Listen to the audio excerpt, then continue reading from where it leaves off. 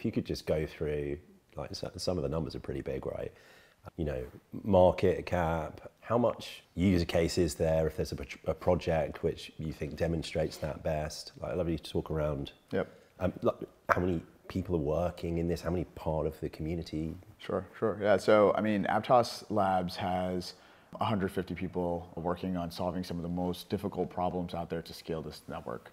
So whether that be things like consensus mechanisms and continuing to research the next generation of consensus mechanisms, we have amazing people on our team, folks like Sasha and Rati at the cutting edge of that. And their research ends up getting submitted and accepted into some leading, leading sort of venues across the world. So that research is not only great for blockchain, but it's great for research for consensus mechanisms globally. Now, you can take that research and put it into implementation. We can do that faster than anyone else. And so I believe we have over close to 25 PhDs on our team working on all these complex problems. So again, whether that be things like consensus, to cryptography, to storage, to distributed systems.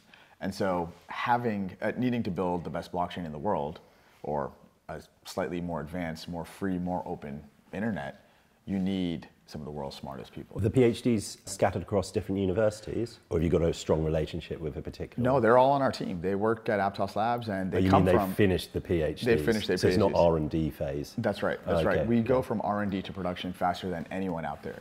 In fact, our head of cryptography comes from MIT.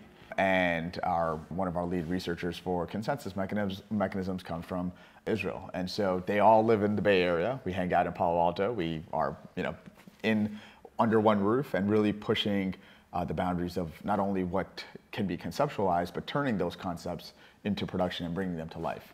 Yeah. And that is not just a research lab. That's a company that I think can really push innovation forward. So that's on the lab side.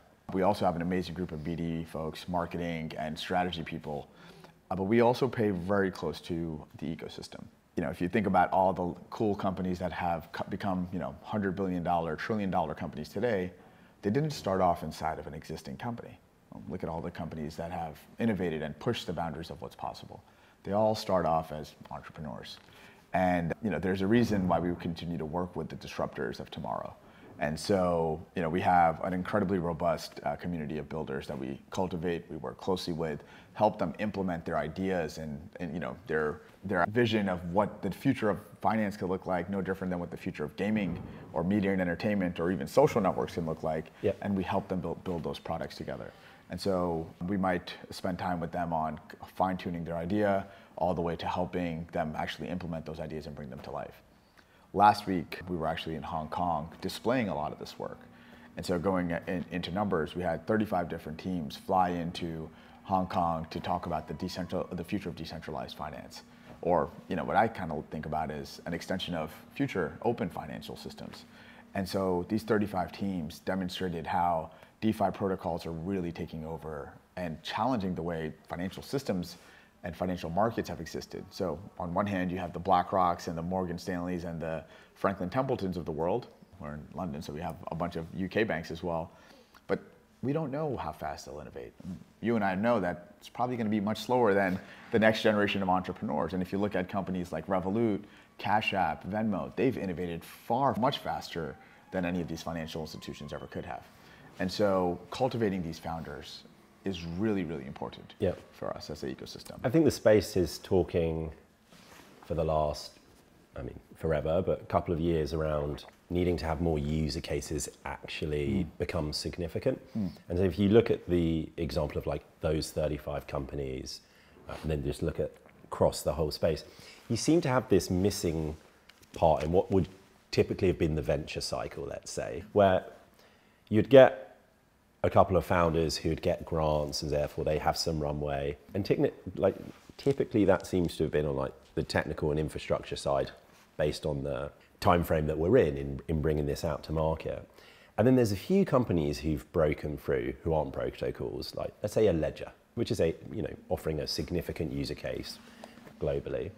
But the middle hasn't, in my opinion, been as strong as it needs to be. And I think hopefully many things in this cycle are going to happen, like institutional grade companies coming to it on the financial side, for instance.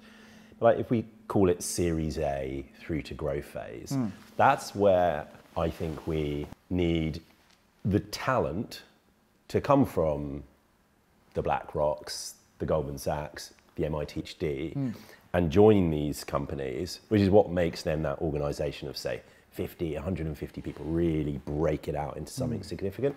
We haven't seen enough of that. I believe we're going to see it this cycle if people like you are able to stimulate it, support it, and back it. What's your view there? Are you, I mean, whether you agree or not, firstly, but then also, if you do, is that coming through now? Are you seeing that happen? And is there anything that you think we need to do further for it to? Wow, that's a really interesting topic to go down on, because you're essentially almost challenging the way entrepreneurs come to market. And I read an interesting book by Ivan Lillich called Deschooling Society that is a response to this question. Entrepreneurs are incredibly brave. They're willing to risk it all, essentially, because they believe in something that can be disruptive. Now, some of those entrepreneurs might come from a large institution. They may have worked at Facebook, Google, BlackRock, or maybe other companies. And they've seen something. They've seen something that does not work, and it doesn't sit well with them.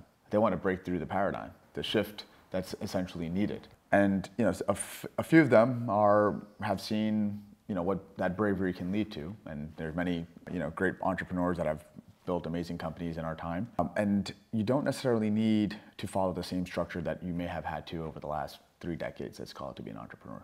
Do you need to go to school? And all the information you need is available to you today. In fact, going back to the age of craftsmanship, I mean, you need mentors. You need founders that can actually work and support other founders, or you need a network of investors that can help facilitate that. We have not seen that, you're absolutely right, in the last sort of cycles of Web3. It's been a little bit of the same crowd. And that has led to, well, if we're just hanging out with the same people, like, how are we really pushing the boundaries and growing collectively? And so having closer proximity, not only to us, but to some of our investors like A16Z or Dragonfly, we can build that robust ecosystem up and help grow these founders and these developers, these entrepreneurs as well. And that's something that we're really proud to do. I mean, I'm here in London, of course, to hang out with you, but I spent a day at the A16Z office, who is very excited about the innovation happening here in the UK, in London specifically. Yeah. They've opened up an office here. They have 25 projects that they're incubating right here in London. And so these are projects that flew in from all over the world that are going to be spending 3 months here. And what A16Z is doing is basically giving them all the different tools that they need, whether that be technically or technical orientation, marketing, business development, and bringing folks like myself in to help show them what to do and how to get to where maybe I am today, or maybe even farther than where I am at one day. And to us, that will lead to more Series A funding, Series B funding, and growth funding. Thank God the Americans are here, finally. We might make some breakthrough companies. Just to finish on this point, and we'll put that book in the show notes. So thank you for the recommendation. You've blown one of my mile around questions already. But nonetheless, this last cycle, that we're in 2024, April-ish, I think. Yeah, it was tricky, right? Yeah. And you can look at it as a perennial optimist, as a founder, and think, well, there's silver linings because maybe it got rid of some of the bad companies or bad actors, and like we had to level up and all this stuff. But let's not beat around the bush. It was tricky. I mean, I don't know. I'm making assumptions, but I assume for you, it's been one heck of a ride, not just for your own organization, but also this attachment and appreciation you have for everybody in the ecosystem. And going to bed at night, there could be a lot of weight here if you aren't great at meditating and having silver lining mentality. You'd please talk to that if you'd like to, but actually the question is, what are you doing to prepare for the next time round? I'm sure you now have to consider treasury management potentially in certain ways. Like, should we operate like a fund in certain ways? The type of projects we're setting up now, what happened last time, where then those projects potentially died, and why wouldn't they now? Yeah. Well, that's also an interesting one to talk about. I mean, it is always good to have the previous cycle be something that we all learn from. And we certainly have everything from developers and builders and entrepreneurs, investors in this space, and then even large companies, right?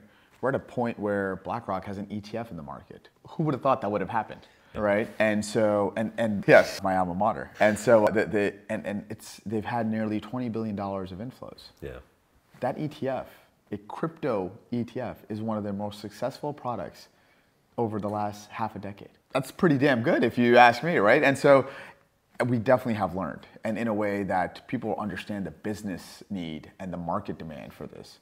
Now, how do we tie it all together and make it responsibly, at scale, is really, really important. We should not make the same mistakes of the past. And so for Aptos Labs, we want to build infrastructure that is incredibly serious. You can't afford to have congestion in a network or call your network a beta network. I should use your daughter's quotes here. It's really important to work with these ecosystem projects that take their livelihood incredibly serious. And if we can't provide a network for them, we're not taking them seriously. Yeah, I love it. Right, and so, imagine a telco came out today and said, hey guys, we're a beta telco. You wouldn't have too many subscribers. Imagine GCP said, hey guys, we're upgrading our network today. Don't use any cloud services. Your email and YouTube will be down for a few days, an hour, a few hours, or, oh, by the way, we don't know when it happened, it just happened. Too many people are watching YouTube at the same time, right? And so in order for us to be successful as a space, as an industry, not only do we have to actually pay attention to the lessons of the past, but we have to implement them into production. We did 50 AIPs last year as a network, the most of any network. We did 5 major upgrades to the protocol last year, more than any network. We had no downtime during those network upgrades, right? And so if you think about that, we're operating at cloud level SLA. Do you think there just needs to be Aptos then? You're the Linux is an example people tend to give at the moment. Again, I don't know if you agree. You have protocols at the moment who are certainly looking to be very collaborative with other protocols. And then you have some who believe that they're going to be, as mentioned, the Linux, and therefore you only need one. You're on the latter there, are you? It's difficult to see where or predict where the world will go. Yep. But I think... Let's do it. Well, let's look at history then, right? Like if you look at Yahoo, for example, it would have looked like, when Yahoo came out 5 years later, they pretty much owned the market. It's the only search engine that anybody really used at scale. And they also started to provide mail services and whatnot. And so you would have been scratching your head thinking, it's game over. Yahoo owns search. And Yahoo also thought that you would go and look on the web page and it would be like a supermarket of everything. Yep. And then of course, Google comes along and becomes search. You're beating my story here. You gotta let me talk. Google comes late to the party, really late to the party, and says, hey, we wanna try search too.